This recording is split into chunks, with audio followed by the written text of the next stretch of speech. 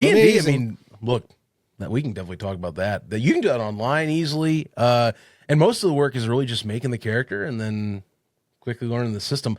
But a lot of it, this is why I love it, so much on imagination and how you interpret a situation, which is, I could see you doing very well with this. So, you say crazy, but that's like the type of people I want to play with, is like the crazy ones that don't think outside the box.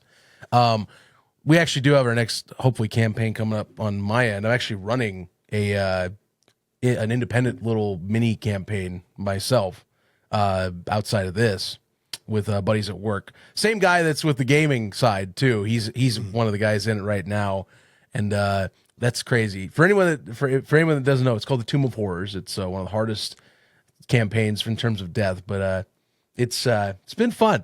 I'm playing basically like a Skeletor, like demi-lich that's haunting them. So I like that. All right. Like that me as the DM, that's like the big bad. I'm basically like, and I will trap you in here forever.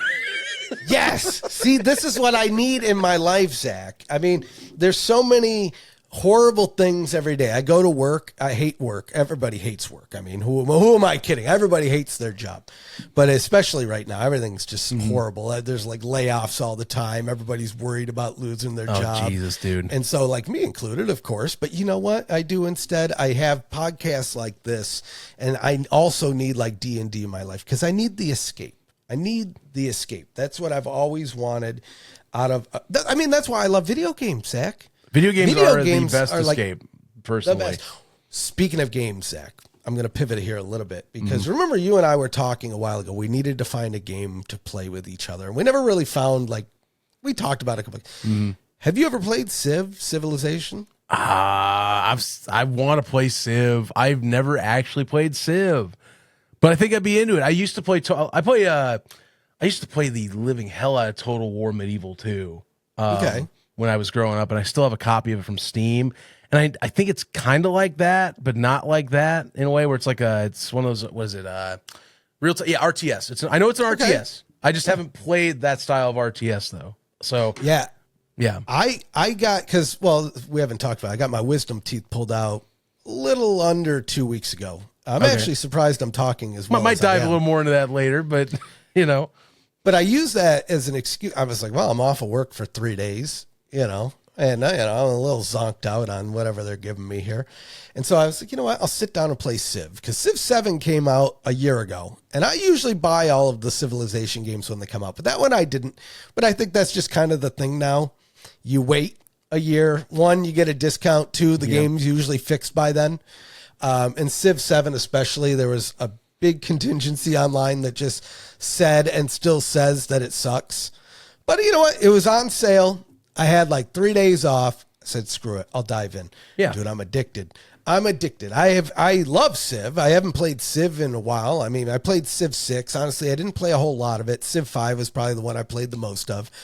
But I got into Civ 7, and I don't know. It's so hard to put down, Zach. So I got at least the one scientific victory by being the first into space. Oh, wow. Look at you. The last one I went for the military victory, and what I learned is that they really do have their AI tuned to where like it's going to adjust based on what you're doing. Because I was going for the military win, everybody just wanted to attack me, Zach. They just knew what I was up to. They're like, why is this guy making so many tanks and like, trebuchets? All the countries got suspicious a little bit. Oh, yeah, and they just started going. I was like, okay, all right. I need a different strat for the military win because, I mean, I didn't die. I didn't get killed, but I didn't get the win. I'll tell you that much. Maybe if I leaned into one more turn, I could have brute forced my way into just taking everybody over. But at that point, I was like, okay, this is not the way that the game intended me to win. So I'm trying to figure that piece of it out. And of course, I could go online and probably get like. I'm browsing through it really quick, and this is a game I definitely would get into. Like, Total War, I really love because it's like you have the overmap and all that, but the battles were epic, dude. Because it would it would load you a whole battle map, and you could like guide these medieval troops and all that, and like do flanking maneuvers and route troops. This is like. Everything evolves to like, ooh, I can get tanks, all this.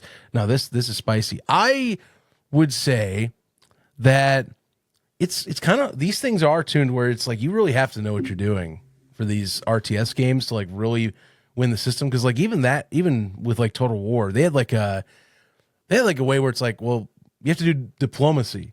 And like every diplomatic action I always got was like every AI be like, ha ha ha, you think I'm taking that deal? It's like, dude, it's a neutral deal on paper. Everything's neutral. It'll be something where it's like, dude, I just want trading rights. Why can't I have trading rights with your country?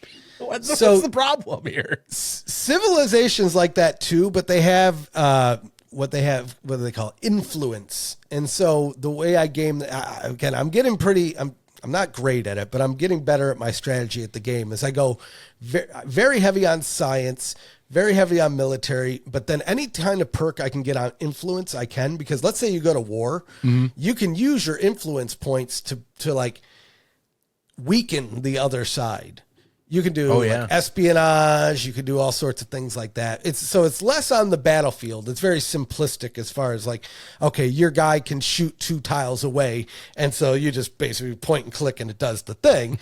But it gets deep. It's super fun. I would love to play online. The problem is I just won't play online with a rando because I know how it's going to go. If I'm winning, they're just going to quit. I just know it. That's how the online game, that's just how it goes nowadays. If you're playing with randos, or they're going to be like talking the entire game, like not to me, but like, you know how people will leave their microphone turned on? Oh, yes. And so there's just like, you hear the kitchen going in the background. Or the worst is when they take the absolute time limit for every time. This is why I stopped. This sounds dumb. I used to play Monopoly online. I love Monopoly, but I can't do it because you get a 2 minutes per turn. And people will like, okay, is this guy gone? 1 minute and 50 seconds later, here comes the dice roll. It's like, bro, it took you 2 minutes. It's Monopoly, bro. Again, civilization kind of makes sense. You need to take your time to think about what your move's going to be. So I just know it's going to be worse. Oh my God. I will gladly avoid doing that. I don't even play much online anymore anyway. And I bought Battlefield 6 this year, and all the buddies I had playing it that are work buddies, they're like, you know, the classic thing where like you buy a online game and someone goes, yeah, this is totally a thing we're going to be into for like a while. And then like a few weeks later, like people just buy another one. Like, this is the game now. You need to buy this. It's not that big of a deal. Arc Raiders. And it's Arc Raiders. Yeah. All my buddies are playing Arc Raiders. And I can spend and buy these games, but like I'm a retro guy first. I'm not as much online anymore. I spent $70 to buy Battlefield 6, and like less than a month in, they're like, yo, you got to get Arc Raiders. I'm like, no. Like, and I really tried looking at it. I'm like, no, this is not my vibe. Like, I just spent this money to buy Battlefield 6 and we're already bailing. No, sorry, I can't. You know. Do you want to hear the worst story, Zach? I bought Arc Raiders. I haven't even played it. I was going to ask if you actually played it. I don't know. I have a problem, Zach. This is why I'm the same thing with you. I'm kind of like a retro gamer at heart. Civ kind of passes because they've improved it graphically and they've added some new features and things. But at its heart, it's the same game that I've been playing since I was a teenager, right? Right. And so it's just, okay, it's Civilization. But same with Tetris. But you see, like with Civ, though, like, look, you're buying to like get new features, and in theory, it should be a better version, you know. And Ark's, look, everyone I talk to says Ark's a good game. Although it's just, I'm not as much an online guy anymore. You know, I used to be the kid in high school. I buy all the Call of Duties every year. I get a new Call of Duty every single year to keep up and all that. And as I've gotten older, I'm just like, look, you know, I don't got time to jump on here for this. I'd rather invest my joy in like this old tech, you know, and doing that, or like football or sports that I'm getting into now and all that. So it's just like, you know, if I buy an online game, you know, we better be in it to win it. And like, it kind of was like, this sucks. You know, I like Battlefield 6 is good, but Battlefield and shooter games, like this is how the other thing I've come to, and maybe you the same way as you've gotten older, similar with Civ, they're only good if you're with friends. Like that stuff is only good if you're with people. Yeah. That's exactly why I haven't played it, because I'm like, okay, Ducky plays, but I think Ducky's already bored of it. Right. And so it's like, okay, what am I going to go play with some randos? That's the absolute worst thing you could do. It's going to make and without like single player, God flipping single player campaign, folks, come on. Like, I don't, what is Arc Raiders? $50? So, okay, they're not going the full 70. It's actually cheaper than your advertising. Okay. At least they're not going 70, right? I get it. Because there's games $70. You're not getting a single player campaign. And which isn't like, okay, you look at Call of Duty. What is the point of even buying Call of Duty now? Because 6 years from now, you're probably not even going to be able to play it. Like seriously, you literally won't be able to play it unless somebody goes and recreates the online servers for some of these games. Whereas, Zachy boy, you know what's going to happen after you clean out that damn Atari 400 over there? You plug in the game, you turn it on, it works. There's no update needed. There's no patch.